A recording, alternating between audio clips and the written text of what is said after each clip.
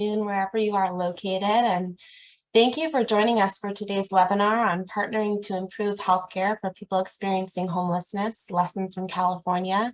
My name is Meryl Schulman, and I'm a Senior Program Officer at the Center for Healthcare Strategies.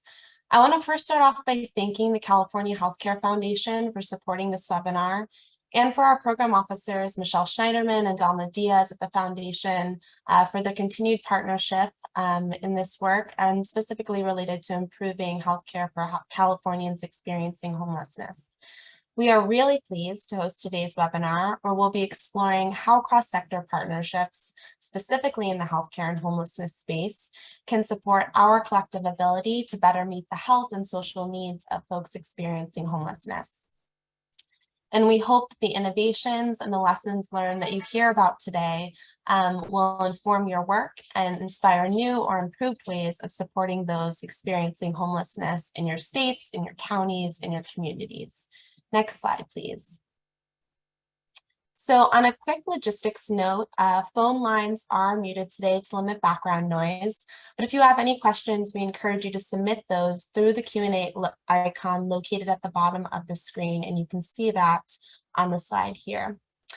We also have gathered questions that were submitted during registration, and we'll do our best to work through those during the Q&A portion of today's webinar. Lastly, this webinar is being recorded, and we will post the slides and the recording following the event to CHCS's website. Those who registered for the webinar will also receive an email from CHCS with these materials. Next slide, please. So here you can see today's agenda. We are starting with welcome and introductions, and you are already hearing from me, but you will also have the opportunity to hear from the California Healthcare Foundation, and specifically more about the work that informed today's webinar, as well as a new initiative that CHCS is leading with support from the foundation. We will then turn it over to our colleagues at the Illumination Foundation, an organization that offers an array of healthcare and support services for people experiencing homelessness in Southern California, and Molina Healthcare, a managed care plan that they work with. And they will be describing how they partner to improve care for people enrolled in Illumination Foundation's medical respite or recuperative care program. And we'll hear too how this work has been informed by larger Medicaid reform efforts happening in California. And for our Californians on the line, you know this quite well as CalAIM.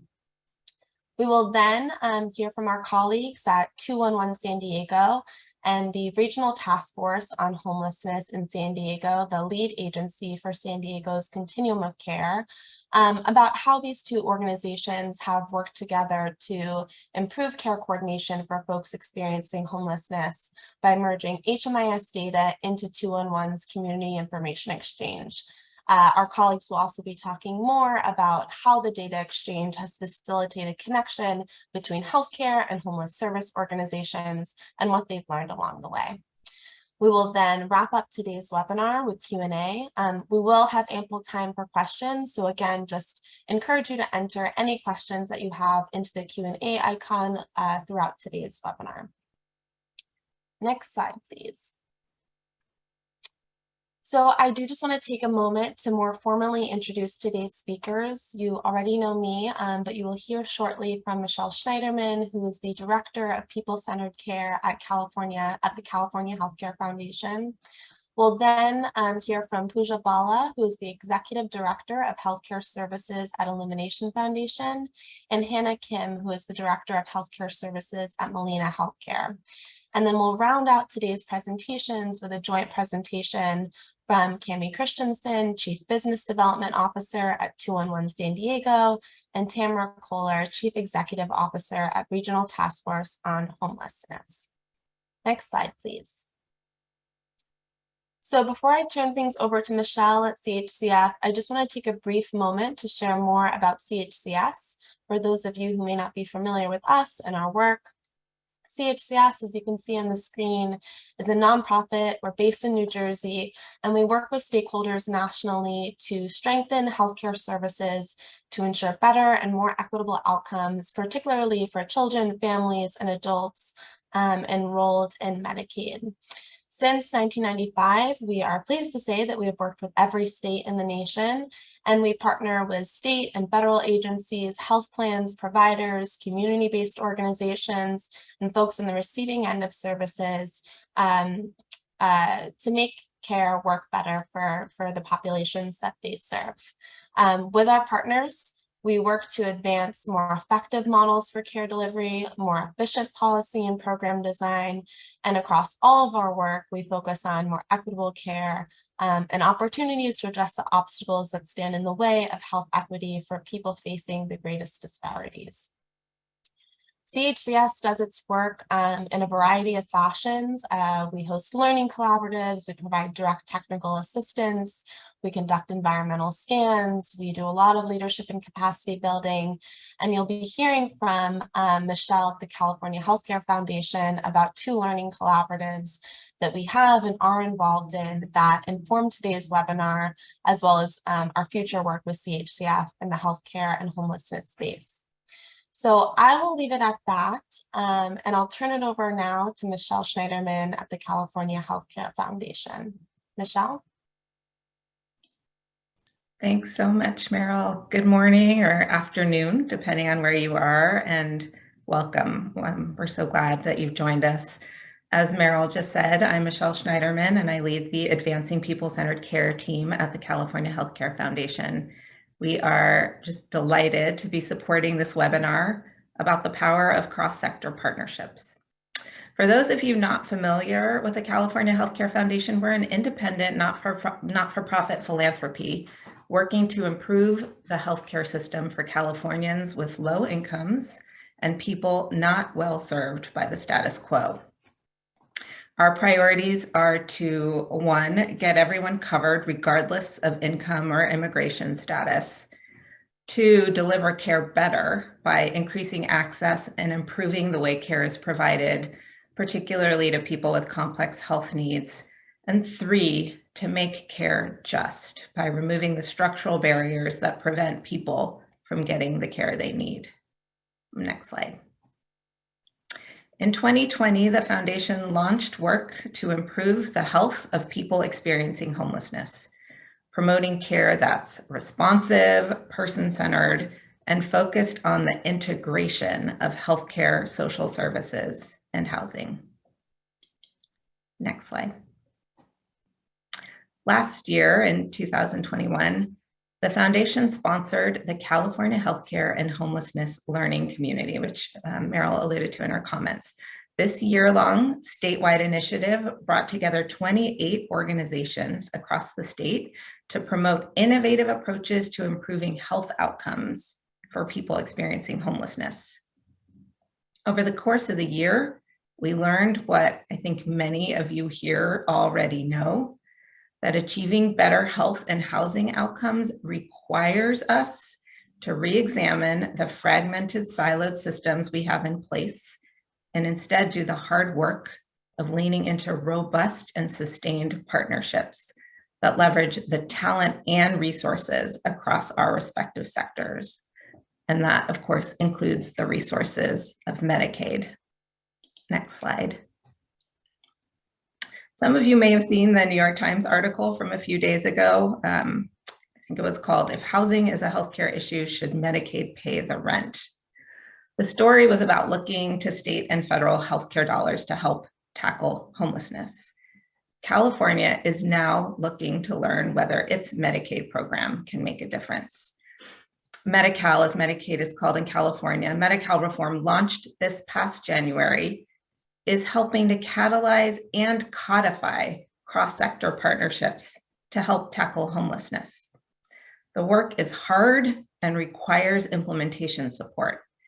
So to help with capacity building, CHCF is working with the Center for Healthcare Strategies to launch a 2-year initiative next month in July called Partnerships for Action.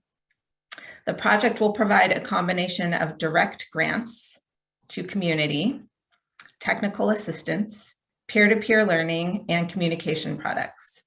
A lot will be learned and shared along the way, but more importantly, we hope the initiative makes a difference for many currently unhoused people in California. more to come in the next few months about the project and the participating teams. And with that, I'll hand things back over to Meryl. Thank you. Thanks so much, Michelle.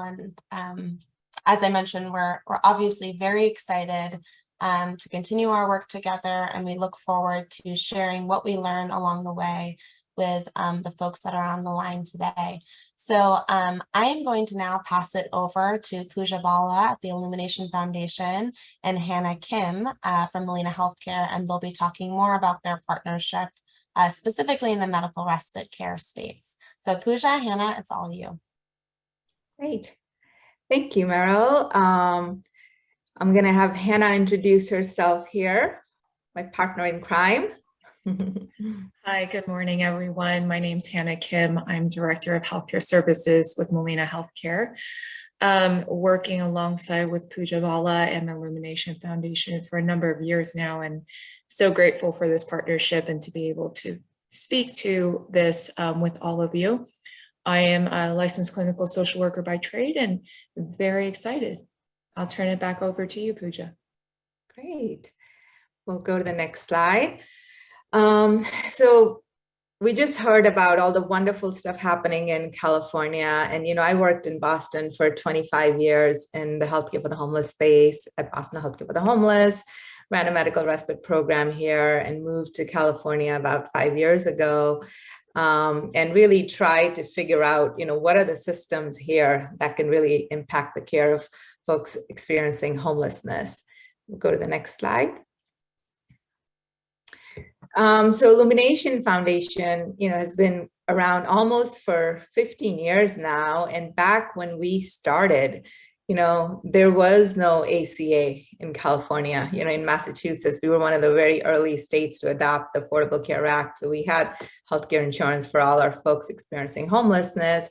But back when we started in, you know, many, many years ago, it was our founding CEO, Paul Leon, a public health nurse who walked into a shelter, a cold armory shelter, where he experienced and witnessed homeless individuals and families and children living, you know, in the shelter, where you would come in late in the evening, had to leave in the morning, and pretty much be out on the streets. And the goal at the time when he was working as a public health nurse was trying to connect folks to health insurance and trying to connect folks to care.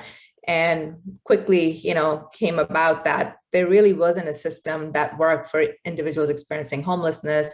We worked very closely with the hospitals at the time, since we really didn't have any partnerships with health plans because our folks weren't really covered under health insurance at the time. So a lot of it had to start off with working with grants and other community organizations to start building a system of care.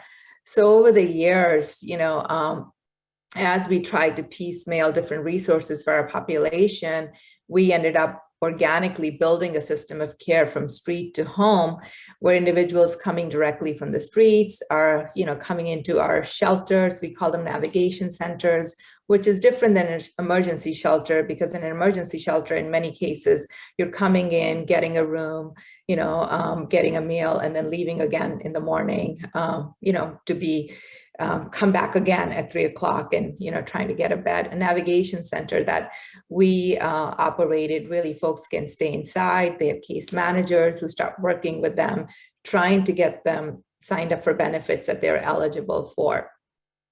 And luckily the ACA came along, you know, in California, and we were able to at that time start working with some of our health plan partners to start looking at care delivery systems. Nothing like what it is today with CalAIM, because it has really sort of taken a whole new, you know, shape in terms of how we partner with the health plans.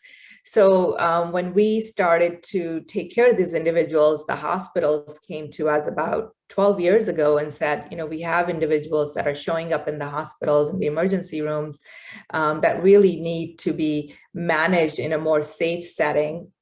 And that's when we started the recuperative care medical respite, known as around the country, and started to work directly with the hospitals who decided to fund, you know, individuals who needed to come in and get stabilized, because at that time, you know, there were no health plan coverage around medical respite. But we did early on start working with Molina. Molina was actually one of the very first health plans who, even though there was no funding coming from the state and other avenues, decided to go on with medical respite, because we had started to sort of take on these individuals through the hospitals. And Molina came to us and said, hey, how do we partner together to take care of these individuals? And this predates me and Hannah, where this partnership had started. And, you know, since then, we've seen many hundreds of individuals that have come through our medical respite program. One of the things that we started to see as folks came in through medical respite is what happens to them after the medical respite stay is over. So we had to work again, try to come up with solutions, because otherwise we'd be sending a lot of these folks back out to the streets, depending on the length of stay they had approved for. We developed what we refer to as a micro community model for a housing side of the organization, where we're able to move individuals that are coming from streets, from shelters, from medical respite, depending on what's kind of happening with them, into a housing program where it would be either scattered housing or apartments, or a micro community, which is a single house with 5 or 6 bedrooms, and each individual has their own room, and it becomes a micro community where they might have all stayed together in medical respite or met each other in one of our shelters.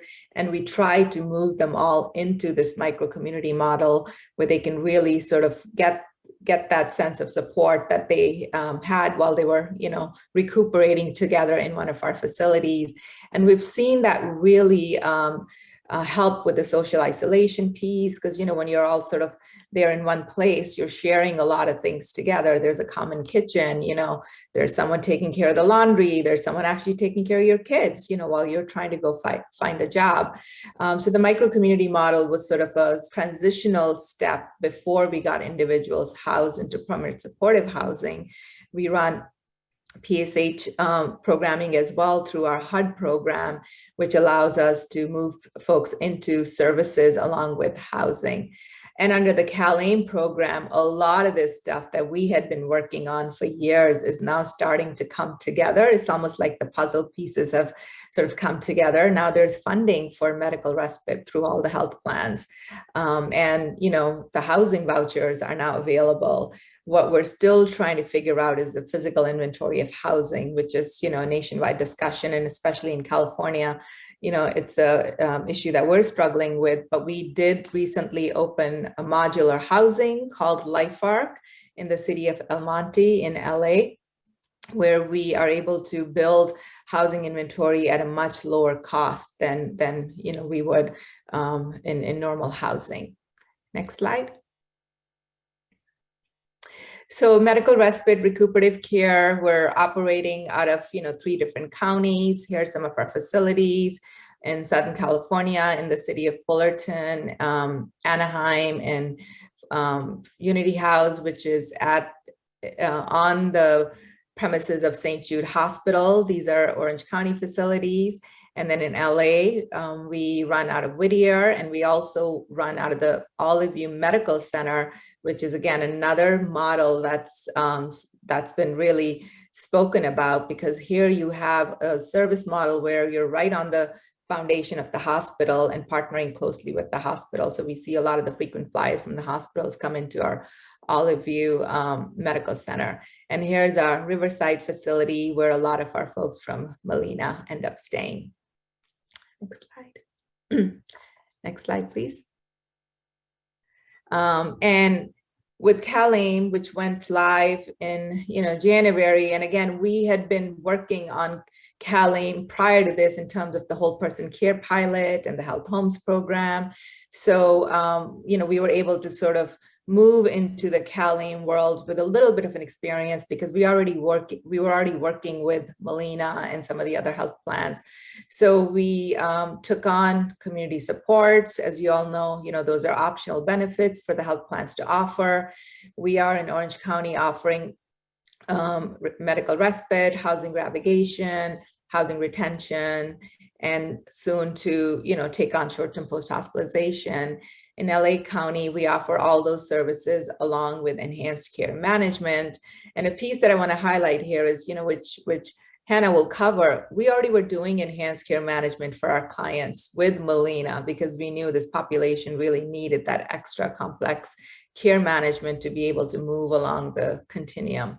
And same, Inland Empire, we're doing prior to, the January 1 live date, we were already doing community supports with different entities and also ECM. Next slide. And I'll turn this over to Hannah. So as Pooja has mentioned, we've had this partnership for years prior to the initiative of CalAIM, but of course have continued on with the implementation of CalAIM community supports and enhanced care management. And under the community supports model, we meet bi-weekly. This is an interdisciplinary care team meeting. The member is invited to attend. They have the option, of course, not to, as well as their primary care doctor. We also have a Molina physician who's in attendance as well, someone from our community supports team to lead the ICT. Our Illumination Foundation case manager is also on the call, and any other supports, their medical teams. And because we see such a marriage between a member who has been receiving recuperative care / medical respite as really tying into needing that higher level case management that is enhanced care management, we are proactively ensuring that they are also then linked to an enhanced care manager. And so just to tie in the difference between the Illumination Foundation recuperative care case manager as opposed to the ECM lead care manager and any and all other applicable community supports team members. And we found with these interdisciplinary care team meetings, they've just been such a crucial and integral part of this partnership, and also ensuring that we're really collectively supporting the member. Next slide, please. And I'll turn it over to Pooja, but before I do so, I just want to add, it's just been such a fantastic partnership that Illumination Foundation jumped at the chance and said immediately, absolutely, this is a necessary part of really ensuring that our mutual member / client gets the help and services that they need. Yeah, and I think, during our case conferencing, it's just such a godsend to have the entire Molina team to be part of that, because as we're taking care of these clients, we're coming against issues that we really can't handle alone. So having the Molina team, the primary care provider, the care manager has been wonderful. For instance, we see a lot of our clients struggle with substance use and mental health issues. And there's always a struggle about how do we take care of them? Are we a harm reduction model? Do we need clients to be sober when they come in? So given the population that we work with during case conferencing, we will talk about a lot of those things. What programs can we connect them to? How do we get our therapists and our substance use counselors engaged? So we are a harm reduction model. We are not an abstinence-based model because we know this population needs more services. We try to get them connected to the addiction medicine specialist, to many other resources that Molina has to offer, but it takes that weekly regular conferencing with the entire Molina team to go over those things. Sometimes there's bumps along the road. We might actually need to send the patient back to the hospital to get some special tests done or radiology done. All of that stuff is decided together with the team, and having everybody at the table really helps address the patient's goals. We will, when we meet during our regular meetings, we'll hear like, oh, the client didn't actually come for his appointment. How do we make sure that doesn't happen again? Making sure things go along as what we had planned for the care model. We also talk about, the authorizations, because we do know there's limitations from the health plan's perspective as to how long the stay is being covered. But it helps to have these weekly discussions, because while the client is with us, they might have been admitted for one particular thing, an acute medical thing. But while they're with us, there's all these other things that are being brought up and need to get addressed, and we see this with a lot of our clients. They might come in with one complex issue. They have not been to the hospital. The only way they've kind of accessed care is through the emergency room. So we start digging into the, the chronic medical issues, the substance issues, and we work closely with Hannah's team to say, he really needs another 14 days. We can't just do much while he's here for a short-term stay. So it's really key during those weekly check-ins that we address all the issues coming up. Next slide. And here's, one of our clients, Robert, who, is a Molina client, who's 63-year-old. He has been living on the streets for over 6 years and came to us with some acute medical issues. And while he was here, a lot of things came up. He was working on his green card. He was eligible to get other benefits, but we were able to work closely with our case management and the care manager at Molina to start getting him into the care he needed. He needed a lot of specialty care because while he came in, there was things that were going on. We're like, oh my God, how did we miss this important diagnosis? So we were able to work directly with the Molina team to get him into the specialty care that he needed. And he's been with us for a while now, and Molina has been great about approving his stay as long as, things are moving forward in his goals. And at this point, he is now eligible for Social Security. We're working with one of the housing authorities to get him into housing. And, with CalAIM, once he will be moved into housing, our team, again, we'll be able to provide housing retention services through CalAIM, through Molina's contract that we have, which really speaks to, the piece around a coordinated system that's working closely between a health plan and an organization like ours. Next slide. So, what are some of the issues that happen for our clients experiencing homelessness? Prior to CalAIM, we weren't really always focused on, hey, does everybody have Medi-Cal, right? Do they actually have the right health plan? So now we've got to make sure as clients are coming in through our streets or through our shelters that they are signed up, they're active in Medi-Cal, they have the right health plan. We have to make sure that the authorization, gets approved because there are times where clients, drop off of their coverage. So that's been kind of a challenge. Our case manager is constantly trying to run the rosters to make sure they're still active in the system. And then I think the big piece really is the continuity of care, because we do have to work with all the issues they're coming in with to get them into housing, to keep them in housing. And that's been hard because many times they would be ready, they have a voucher, they have, the services that they need to, but we don't have the inventory, the housing inventory to move them along the continuum.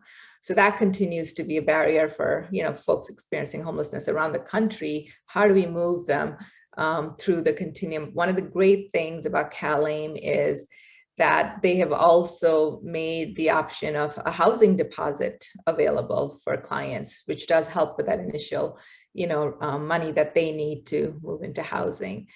And step down, what's the next step from recuperative care? It's only maximum is 90 days. What happens afterwards? So that's something, the system is looking at with short-term post-hospitalization coming in. I think that would be wonderful, but a lot of that stuff is unclear because it hasn't really rolled out yet. So those are some of the things that we're facing. And, like around the nation, staffing, it's been hard to hire up as we're growing and expanding and really get our staff trained on all the CalAIM stuff. Next slide. This is back to Hannah. Just to add to some of the challenges and barriers from a managed care perspective, to start with just general concerns about capacity and there being other community supports and other health plans for that matter in certain county spaces. So wanting to always make sure that partners in this recuperative care space are feeling that they're adequately being able to support members, but also in the vice versa, that we are also providing enough membership as well to help support their capacity of retainment and continued programmatic needs. So that's something that's always on our minds as well, especially for our partners in this community support space. Within CalAIM community supports for the state of California, there are some restrictions in terms of length of stay.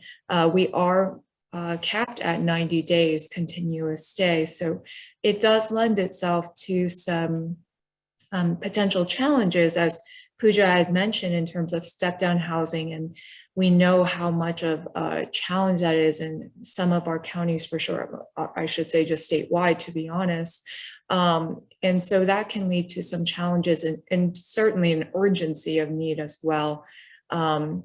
There are, of course, income barriers. And also I want to add to what Pooja mentioned about eligibility. Members in California have monthly eligibility for Medicaid, essentially. And so it can lead to some of those complexities as well. And of course, I just mentioned this, but the lack of housing resources, of physical housing, there's quite a bit of case management supports. And as Pooja mentioned, there's also housing deposits community supports, which is a fantastic way to get some of that funding needs addressed when someone is getting newly housed. But without actual housing buildings, it is a challenge regardless. Next slide.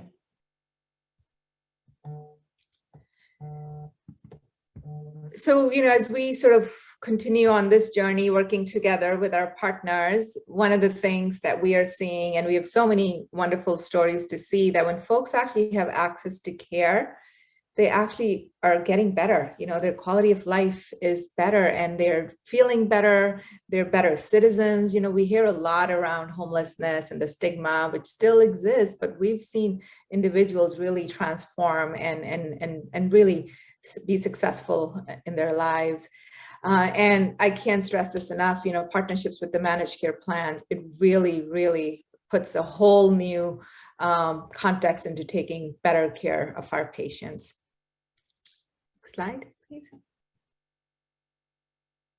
And again, really, really excited for CalAIM as it continues to bring on more programming, short-term post-hospitalization. We're working closely with Hannah's team on, rolling that out, and also a day hab program. How do we continue to support our individuals who are now moving on to housing, getting them the more life skills that they need? So we look forward to rolling those opportunities out and see, what an impact it makes for our patients. And I will stop here.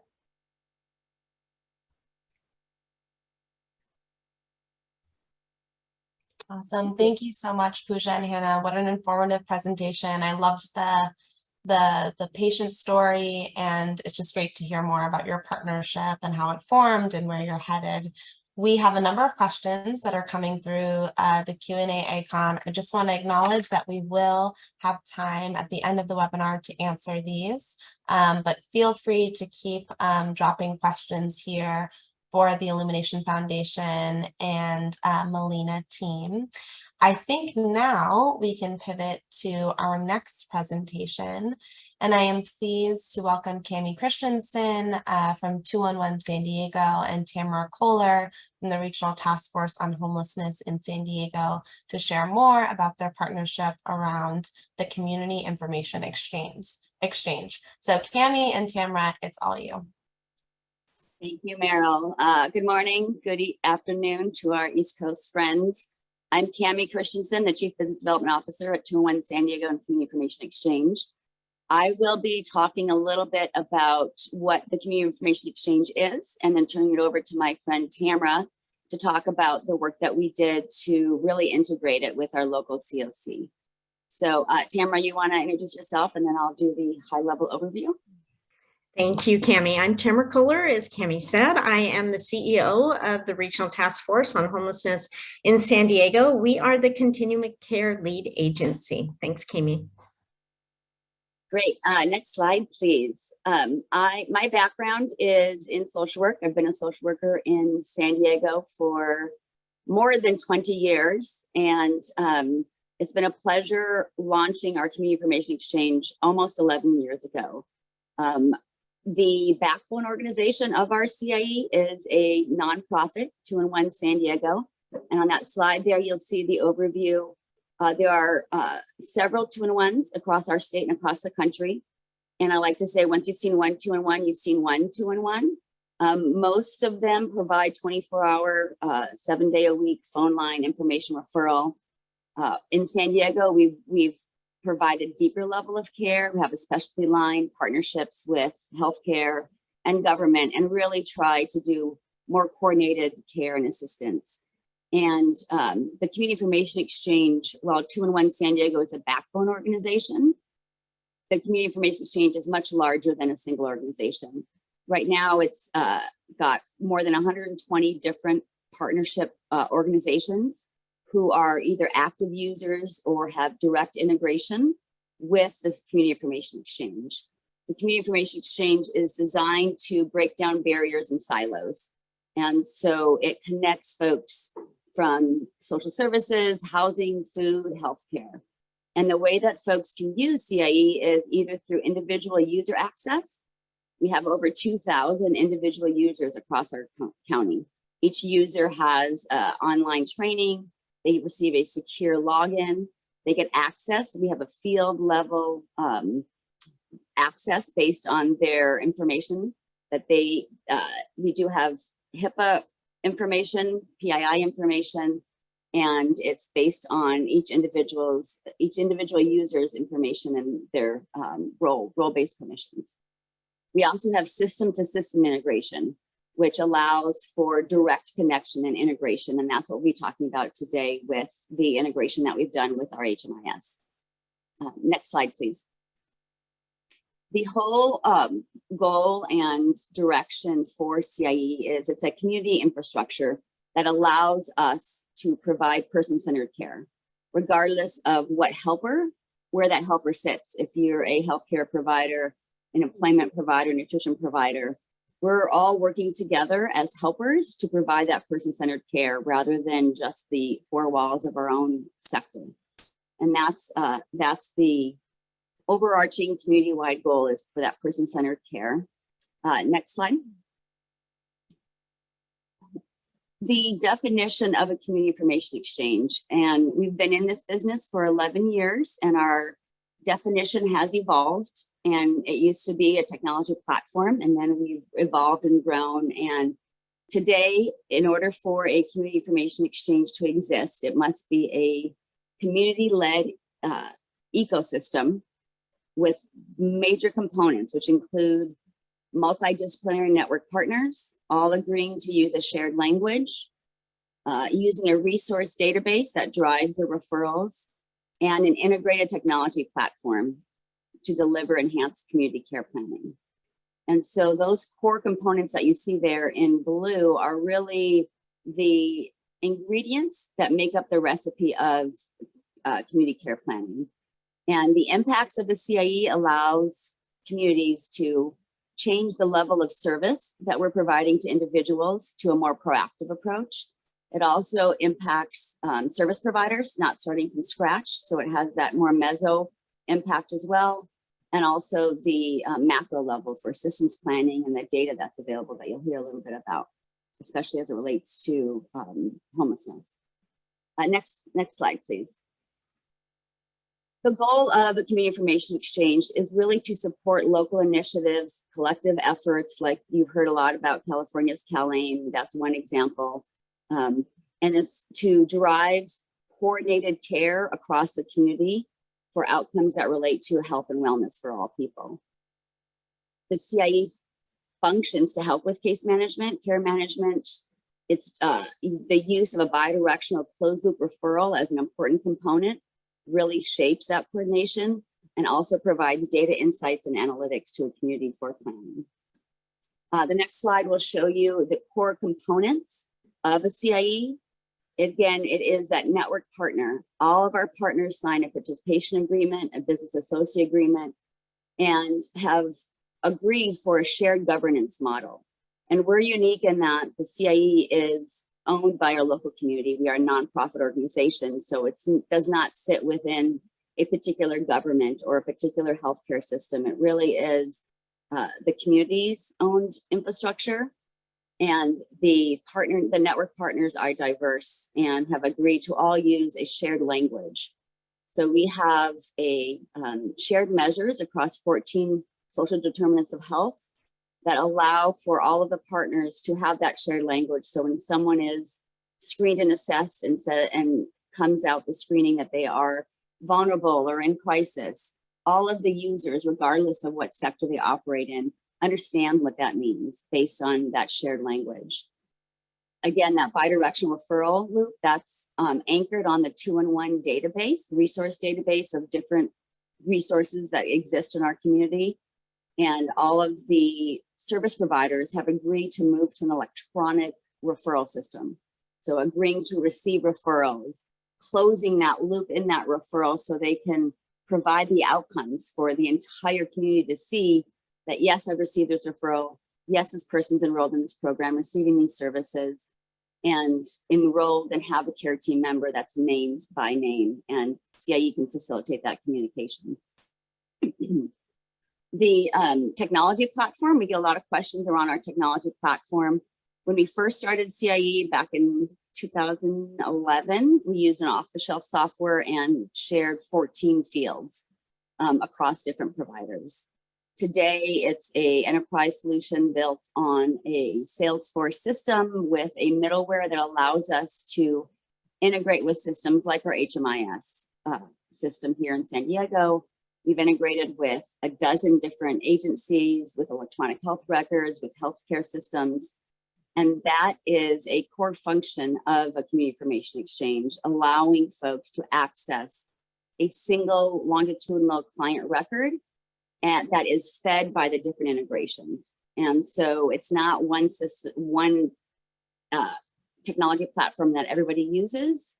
We start where every service provider partner is, and allows us to pull the information from that source record and present that in the community information exchange in that person-centered record.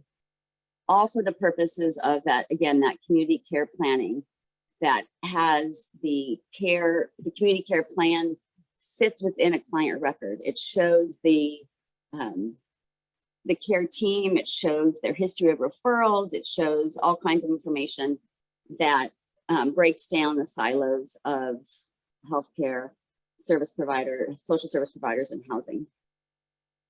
So those are the core components of what makes a community information exchange. On the next slide, please, you will see how diverse and multidisciplinary our partners are. It's 117 organizations, large healthcare systems. Here in San Diego, we have 7 managed healthcare plans. They're all members of Community Information Exchange, as well as hospitals, local governments, large multidisciplinary services, housing providers. And there in the red circle, you'll see the Regional Task Force on Homelessness. When we first started Community Information Exchange, the first use case was around Project 25, where we in San Diego identified the 25 most expensive high utilizers of resources. And we had a service provider partnering with law enforcement and partnering with the jail system and partnering with EMS, but that was all done on paper. It was, hey, Tamara at the jail, call me when my friend George shows up again. And when she shows up in the emergency room, let me know. And what we did back in 2014 is injected technology in that relationship so that we could not rely on faxes or personal relationships around let me know when one of the 25 most expensive users shows up again, so that we can reach out and provide that proactive care to alleviate that unnecessary readmissions and get them into stable housing. And that's why Regional Task Force was one of the very first partners when we were designing what Community Information Exchange looks like. And over the course of the last 10 years, our partnership has evolved and has grown, and you'll hear a little bit about that. It also, that first use case along with Regional Task Force on Homelessness, included several homeless service providers that agreed to change the way that they do business. They agreed to connect their systems to CIE. They agreed to take electronic referrals. So that anchoring in that use case really allowed us to learn and grow and iterate, and to really be what is currently a very robust database, if you will, of active users. So one of the core components of the CIE is it's an opt-in model. So participants are saying, yes, please share my information. I want to have more informed resources. I want to have, not to tell to be re-traumatized and tell my story again and again. And if you look at the next slide, it talks about how many records we have. So there you see that San Diego roughly has about 3.3 million residents. We have 292,000 people who have consented in and said, yes, please share my information. I agree to share my information with this trusted network. And there's just some demographics around the level of supports that the folks that are the participants in CIE need. 34% have food insecurity based on that shared language that we have, that shared assessment. 13% of those have been homeless at some point during their CIE participation. And the interesting thing about that definition of CIE participation is someone can consent at any point of our system of care. So you saw our 117 different organizational partners. Someone shows up at the food bank, they're offered to consent in. Would you like to share your information so I can push an electronic referral? And one of the things that we did was marry that consent with the HMIS consent that Tamara will be talking about. That's what allows the community to really engage and help participants understand the value of sharing your information and how we can be more proactive and reach out and engage. You couple that with the data integration behind the scenes. Once I consent in, then we can pull in related information from the source systems, and that populates that single record. So Cami may consent at the food bank, and then once we've integrated with HMIS, we pull in information and know that Cami is also being served at a HUD-funded shelter provider, and this is her care team member. So that really shows the countywide, community-wide integration based on data, but also business processes around getting folks to consent in. Next slide, please. This is an example of what the record looks like. There's a client profile that includes all kinds of demographic information. A lot of programs and resources and eligibility are dependent upon demographic information, household size, income. The client record also has an overview of each of the domains. So if somebody has been assessed at a food bank and they have a nutrition assessment, that's included in that client record that all users can see. And you can actually see what's the date of that assessment, who did the assessment, what the risk level is, and really share that information. It also includes, it's hard to see on the slide, but it also includes care team. So folks can enroll themselves as a care team member. I am helping Cami. She is enrolled in my employment program or in my shelter program. Here's how to reach out to me so we can work together and communicate over CIE. And that allows for, again, that care coordination and cross-sector engagement. There's a history of referrals and history of program enrollment. That's been vital. If we're talking about Medicaid reform and what's happening in California and CalAIM, that history of enrollment shows health plans the history of homelessness, and that's only because of the integration that we have with HMIS. So we have a whole host of folks who are eligible for this, or potentially eligible for this new resource, community supports and enhanced care management that you heard about earlier. This integration allows us to identify who's likely eligible, and also where have they touched the system of care recently, so that we can reach out and engage them and let them know proactively you may be eligible for additional benefits. Next slide, please. This is just one example of again, we have the 14 different domains, and this is the housing assessment within one domain. What we do is allow partners to use the same assessment, so we are all sharing that language, but it's built on an algorithm that based on each responses, it will show the client's needs by domain. And that algorithm is based on really three important components: the nature and severity and immediacy of their need, what barriers and supports are available to the person, and what's their knowledge and capacity to use the resources. So on a client record, you will see their assessment in the different domains, and you can click into each assessment. What this does is it allows us to really understand at a glance what is the whole person's needs, strengths, and access to resources. Next slide, please. The 2-in-1 database, hopefully folks are familiar with 2-in-1 in your area.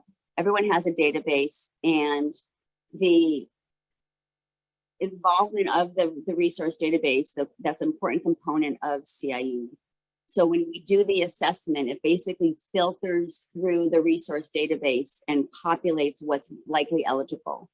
So as you're doing a housing assessment and you're adding additional information about disabilities or immediacy of a need, that filters through the resources, and it allows all of our users, not just the 2-in-1 operators who answer the call, but any user who's trying to help an individual access and identify the most appropriate referral and actually push a referral to that agency.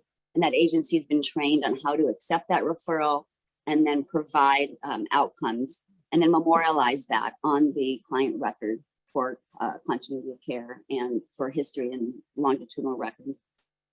The next slide will show you a brief map, and really it's to just drive home that the CIE is a shared client record that has inputs from several different source systems. We use a middleware or an ETL layer that allows us to pull in information. It can be from a PDF all the way to a FHIR API directly from a robust electronic health record. And all of that is fed into one shared client record. And there's nothing more boring than listening to a social worker talk about technology, so I just skim right past that slide. The next slide is the primary uses. So folks use CIE for a variety of reasons. A lot of folks will use it to push and pull referrals. Some folks use it just to look up a client, look up Cami Christensen and see who else is providing care, what's the historical use of their, what programs have they received before. Some folks use it for shared screening or for how to prioritize resources. If I have a scarce resource like a shelter bed, I want to prioritize someone who is cycling in and out of emergency rooms or has a certain disability. There's a way to do that with CIE and using that shared screening and looking at that history of access and resources. The last piece is really the alerts. I didn't touch on that. The CIE is able to do an alert if there's a status change, if someone's assessment changes from stable to in crisis. You as a care team member can request and receive proactive alerts to your source email and say, so-and-so has been released from jail or is being discharged from a hospital, or their status has changed. And so that again drives the system of care from a reactive model to a proactive model. Next slide. The data integration and interoperability is a core component of a CIE. And Tamara will talk about the process of how we've integrated with HMIS. And we've integrated with several other source systems, with healthcare partners, and with our county health and human service agency system called ConnectWell. Next slide. This is really where we start doing the fun stuff that you're here for. Now that you have the base of what community information exchange is, I'm going to turn it over to Tamara to talk about our COC and the work that we've done to marry both our technologies and our business process for consents.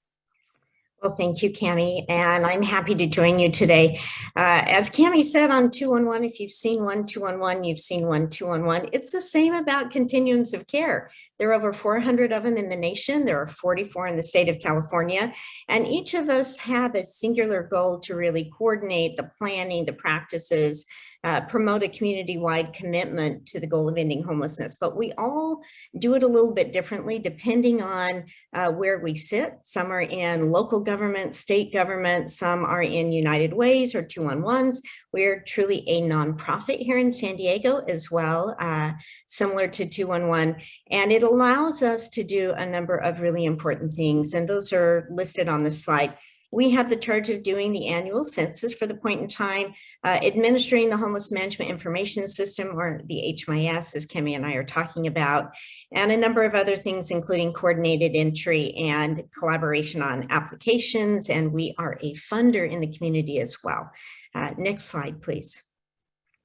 So we're really going to focus in on the how that we were able to accomplish this. I want to start with just the shared mission and vision that 211 has and the regional task force, along with our community's commitment to address the issues around homelessness and really end people's homelessness as quickly as possible. So really working everywhere from prevention to housing retention is a part of our shared goals and vision. Because we have this shared practice, it really has developed, as Cami said, this really strong relationship and partnership. What it has forged is a desire to be collaborative, not only in what we say we do, but in how we do it. And that's why this coordination between CIE as a database and HMIS is so powerful in our community. We started with 3 agencies sharing information and data with CIE, which were also sharing data with HMIS. We, at the time, were a closed system, so we had to open our system and have one universal data set for all clients and have one universal client record. And then we actually worked both organizations collaboratively to encourage participation in both systems. And when we got to a place where we had critical mass of users in HMIS with the HMIS consent forms and in CIE with their consent forms, we brought this powerful opportunity to the community to say, let's find a collaborative way to use one consent form across both systems. And so our legal teams, because you got to do it from the legal side, work together because there's a lot of checks and balances. There's a lot of responsibility when you're working with client level personal protected information to be able to share not only a consent, but the goal was not just consenting to share, but to be able to share the data intentionally. And we were able to bring that to our COC board and have an adoption of a common consent form. We're going to talk about that on the next slide. So this is how it worked. We really combined our multi-party agreement authorizations forms. And so we recognize that homeless individuals and families experience these co-related hardships. We worked on this in October of 2019, and the board voted on a singular consent form. So at any homeless service provider, and we have over 70 of those in our region, we have over 1,200 users and over 650 programs. Each client signs a consent for their information not only to be inputted into HMIS, but also shared across the system. And so now clients can opt in for the HMIS. Clarity is our vendor platform from BitFocus, and it also allows them to opt into CIE as well. Next slide, please. And this is really important. Not only did we work on this common consent, but we also had to work on the data integration, which is a big part of the work. Understanding the universal data elements and the personal protected information, what would be shared, how we collect it, kind of going back to one of the things that Cami talked about is shared language. We also have to have shared data understanding because not every data system collects data in the same way. So really understanding the importance of how to receive information, how the information information is in our database, and then being able to share this information. So you can see on the slide the information, the demographic fields that we share, the client level information, the health data, enrollment into programs is really an important piece. And then really we're committed to protecting all of this information. And so it is really important that the consent is held, and the clients can choose to opt out of consent at any time as well. They can also opt in later in program participation as well. Next slide, please. So this is what it looked like sort of in practice. Actually, our CIE data team and the HMIS data team had to go data element by data element. So a ton of prep work to really look at how we would push out data and how it would be integrated into CIE.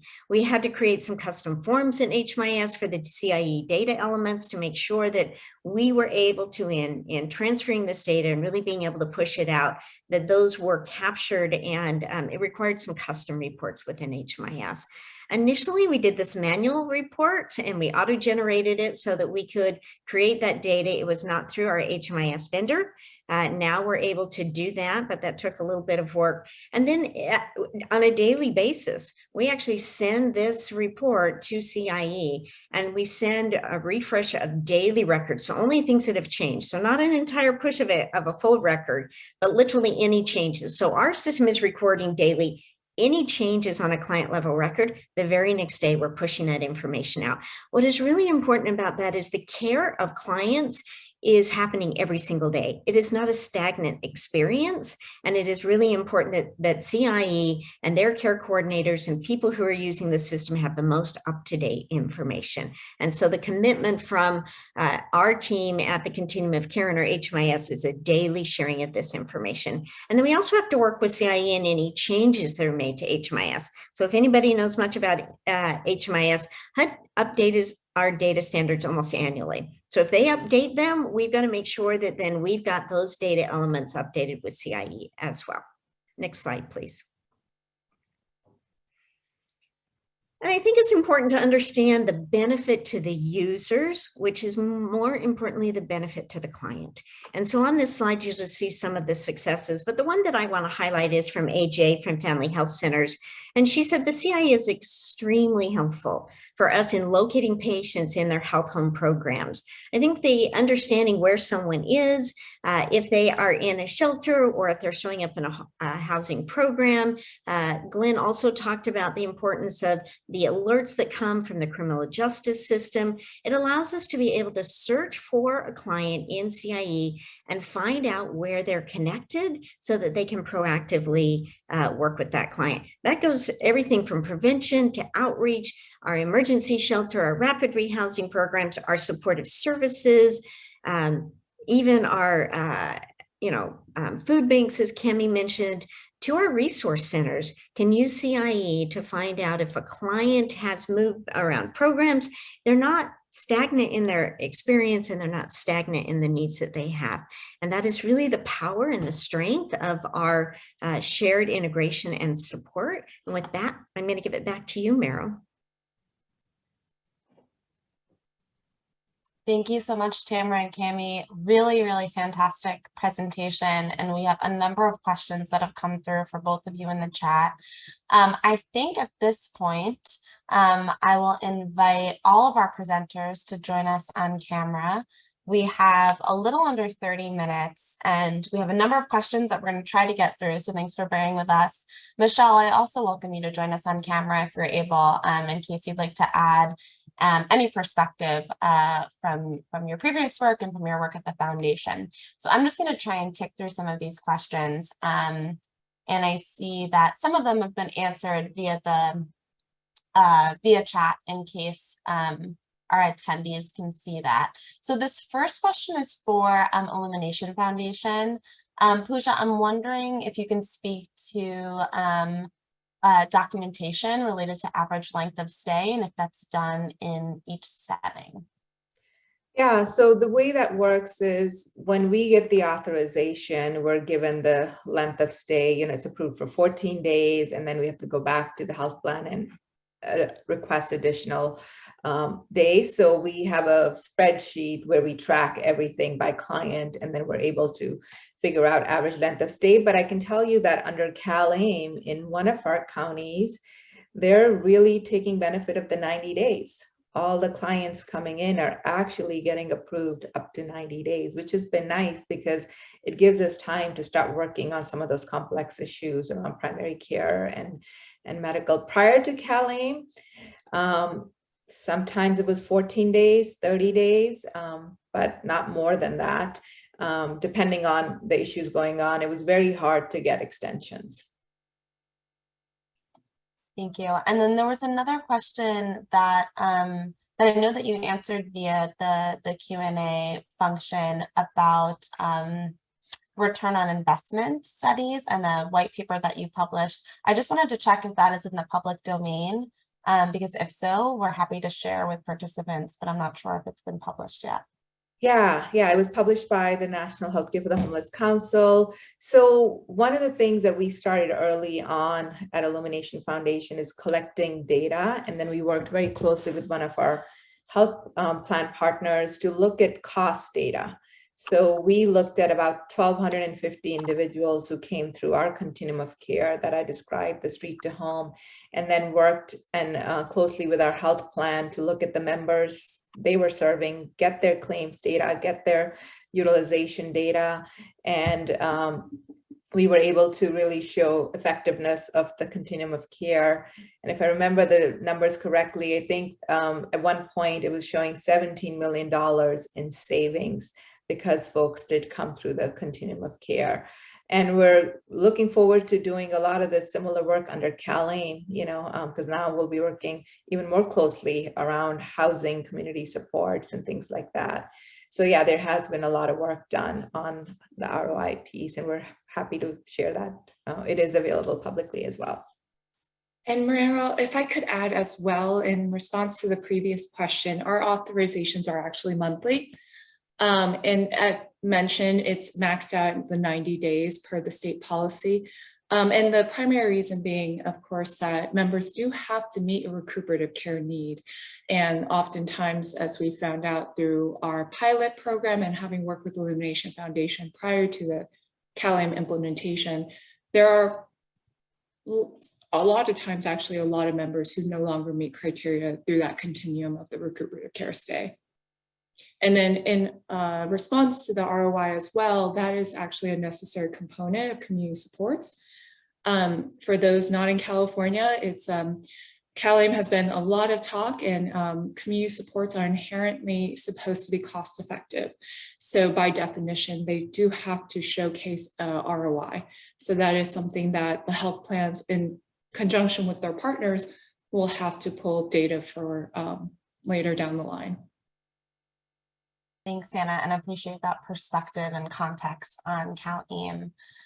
So we have a question for the San Diego team, both related to social determinants of health. So the first question, Cami, is specifically for you from Kim, and she's asking if you use the Prepare tool, and if so, who's administering that tool?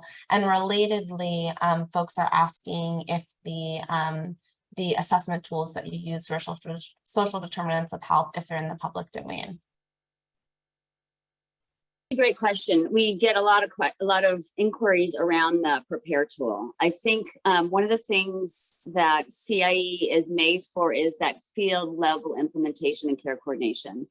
And so a lot of times there are specific screenings for specific diseases, and so we've integrated a lot of the empirically supported tools. Prepare is in CIE. Traditionally, the FQHCs, the Federally Qualified Health Centers, are those that use it.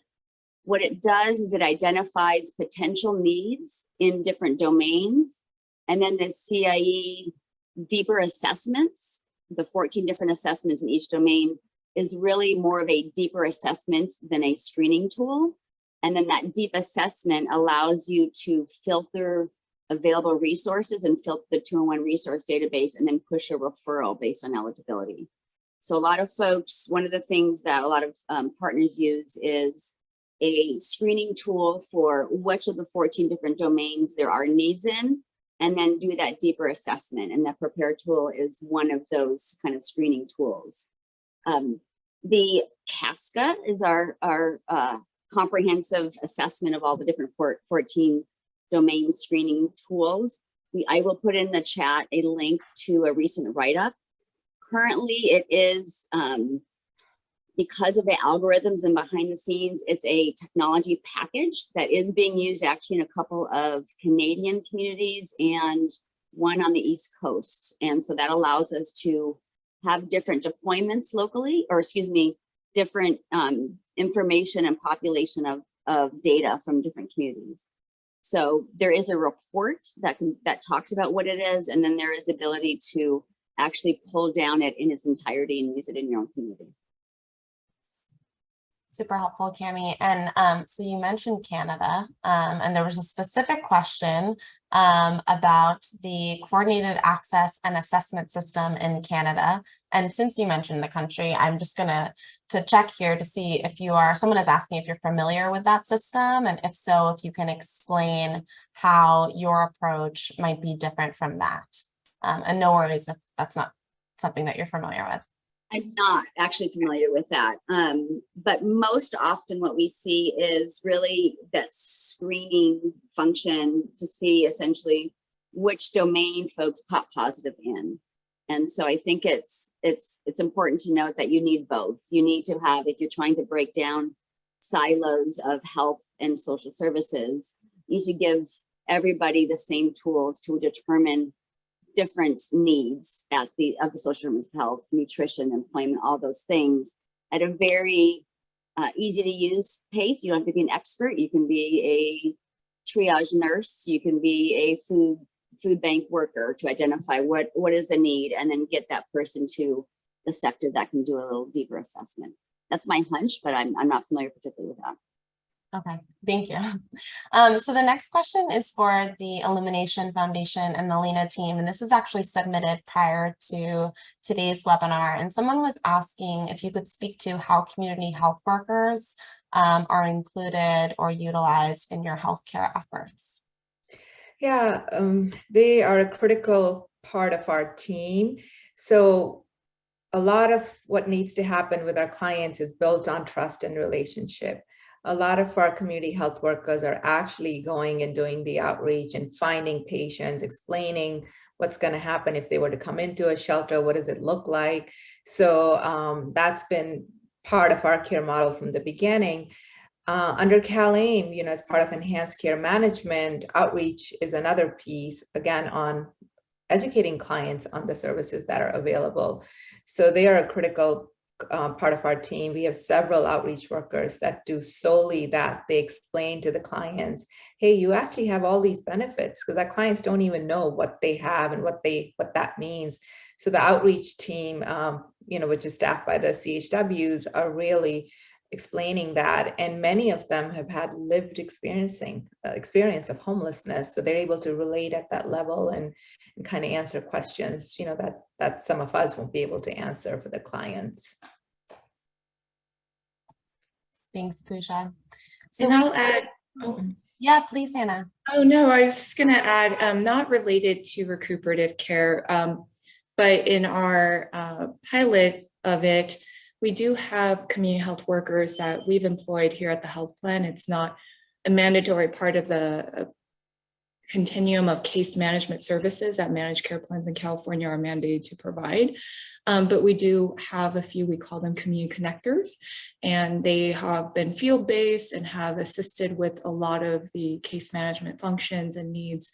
But with the CalAIM initiative, a lot of these services are now being provided through enhanced care management or community support. So I just wanted to add, though, that as managed care plan, we do employ CHWs.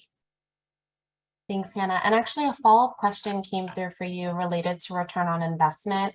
Bradley's asking, you mentioned a requirement to show return on investment for California Medicaid. Is that only measuring cost of care, or are other measures included in that? For example, improved quality of life, increased ability to meet basic needs, what have you? That is yet to be pending. It's a great question. But every community support that the Department of Healthcare Services for California identified as part of a pre-approved menu of CS services are directly tied to some sort of utilization cost that it would be in lieu of. So to your point, mostly medical in nature, because as a managed healthcare plan, a lot of the utilization and high cost items are tied to medical purposes. But more to come, I'm sure. Thanks, Sienna. So we have a question from Kim Lewis for the San Diego team. Kim is asking, how does 211 ensure protection of information privacy and needs or concerns, given that there are so many partners that have access to the information that you're providing? Is there a disclosure consent form you can share? So I'm wondering if you, either you or Tamara can kind of revisit that. Tackle the larger CIE and then turn it over to Tamara to talk about the shared consent that we have between both of our systems. Through our evolution as a 501c3 nonprofit, we've had to learn more than we've ever had to learn about privacy and understand state requirements and how that compares to HIPAA federal requirements. We have a chief information security officer, we have an attorney, we've consulted with actual writers of the HIPAA law to make sure as we were doing this work that we were keeping up with the different regulations. At the partner level, every single partner has to have cyber insurance and have to have certain levels of insurance. They have to go through trainings. They have to understand exactly what the process is for looking up information. They go through a privacy and security training. The system itself has role-based permissions, so not everybody has access to fields. There's view only. There is based on the available information for a food bank worker is dramatically different than a discharged social worker at a hospital. And so we have audits, we have audit trails. We can see who links on which, who accesses which record and which form and which field. And so we do that audit trail every month, and we do a deep assessment with every partner at least quarterly. And the overarching component is that individual consent. They have given us either a social consent or a full authorization to share my information. That can be revoked at any time. So they can consent and revoke, and we make it as easy as possible. They can revoke their consent through partners. They can call 211. They can go online. And so it really is person driven. And it is, we work real hard for it to be informed consent so that they understand that you're sharing this information with a network of providers solely for the purposes of care coordination. That's the only reason that the information can be accessed. And we have lots of different policies, procedures, and practices around ensuring that's how the information is used. But really to drive home that there is role-based permissions and very different levels of access. And then Tamara, I'll let you kind of respond to the joint consent. Yeah, I think similarly, the importance of the joint consent is really built on, we have 70 plus organizations, and it is a signed consent. It's not a verbal consent in San Diego, it really is a signed consent because it is a shared consent with CIE, and it is really explaining to the client that they are not only consenting to have that information in our database, and every user goes through very specific training. They're updated annually. You know, we can pull their access at any time. We also have a similar monitoring, training, and audit that we do in our system as well. And I think that's the strength of it.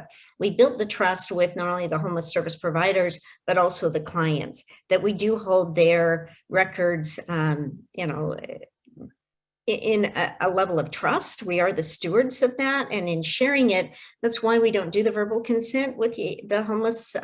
This is a signed consent so that they really know what they're agreeing to. And as Cami said, they can give access anytime in their homeless experience, and they can revoke access at any time at any service provider. So they may be at one service provider and want to share information. Something may change and they may choose not to. We also support the database that is for our DV and victim service providers, that is not shared. So it is really intentional what we share. It's about 75% of the records are consented to share with CIE.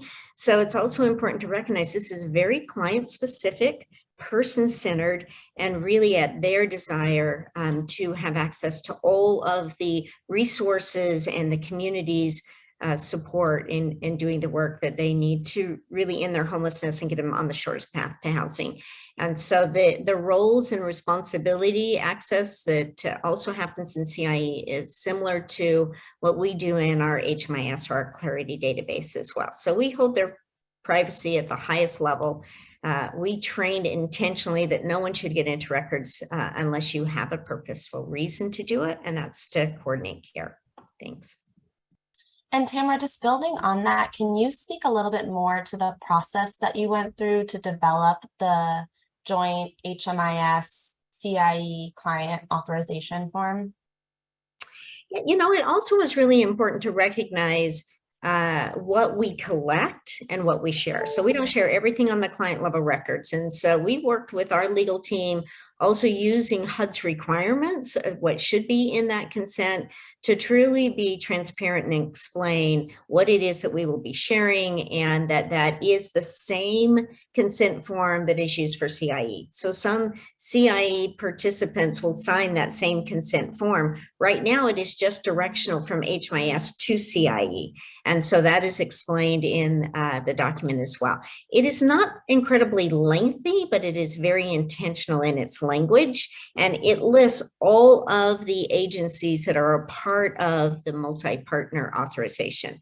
So it lets them know all of the partners that are in that agreement, and it is updated annually because we do have providers coming on a regular basis. But it is really HUD language, and then I think the coordination of some of CIE's language on a singular form. I'll also say that a client can consent to only share a certain portion of their records as well. And so, you know, they are specific in what they want to share as well. And we can get to you the form. We'd be happy to share the form. That would be awesome. I was actually just going to follow up and ask that question. I think that would be great for folks that might be doing similar work, and we're happy to distribute that following the webinar, as well as all of these resources that are being passed along via the chat. Okay, let's see. There was another question from Angela Drake, and she is asking, how much do the health systems engage with your joint system? And I assume that this is for the San Diego team. So the health systems are very much engaged. And I think that whether you're talking about hospital systems or our managed care plans, they're all engaged and using it in a variety of ways. And that's the best thing that we've kind of determined, is to really understand exactly what the use case is for each partner. And we have some health plans who are doing member matching. Molina locally, for example, did an export, and we compared of their members, how many have consents. And then we pull the information and show them demographic information, aggregated demographic information that really gives information around what do we know about their members, and then how can we work together to prioritize something like community supports or enhanced care management.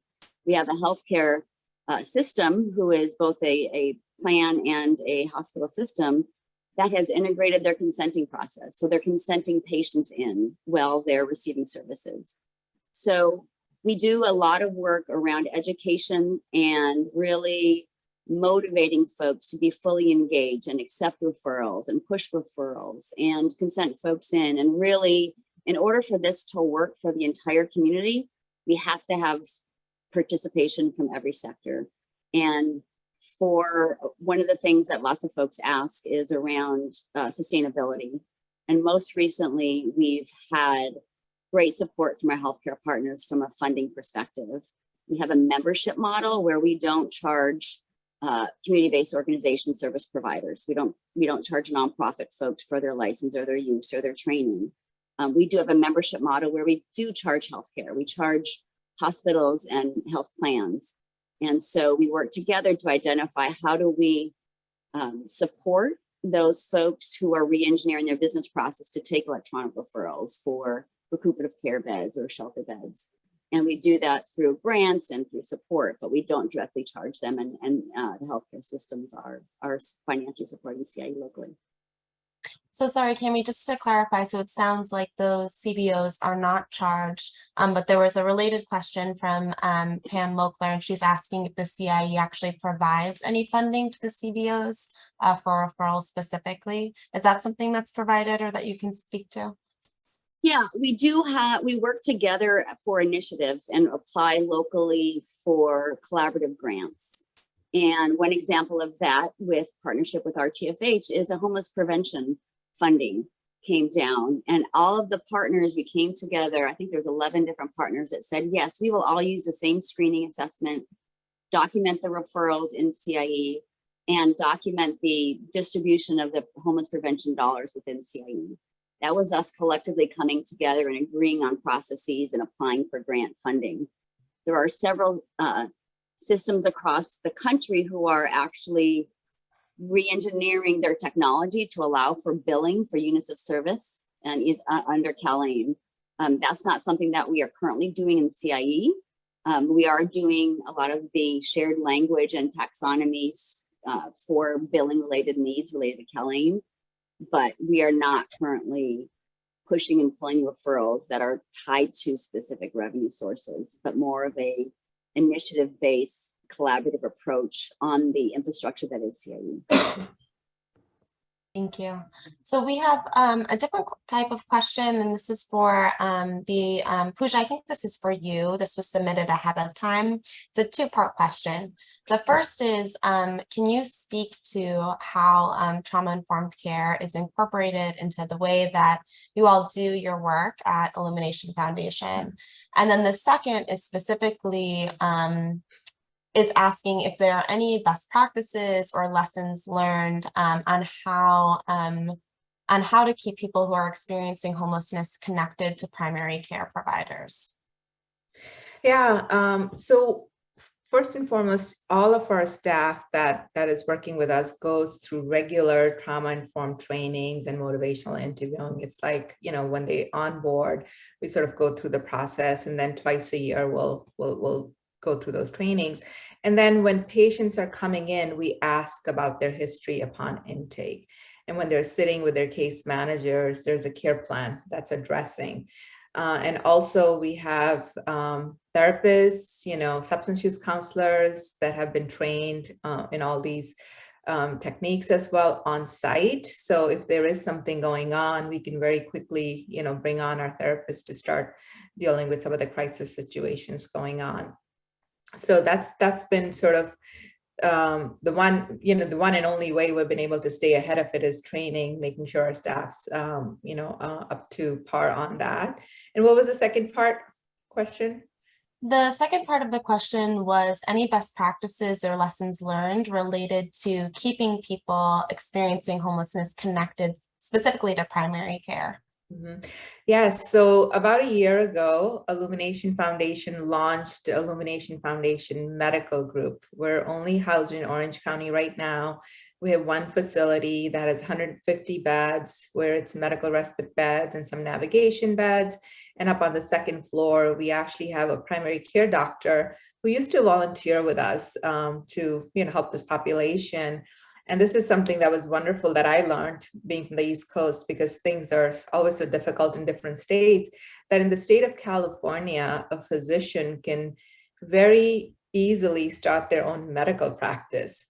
So we partnered with him, and under his license started a medical group, which is called Illumination Foundation Medical Group. It is housed within our four walls of our facility. And it wasn't, this. We've also looked at becoming an FQHC. As we all know, that's quite a journey.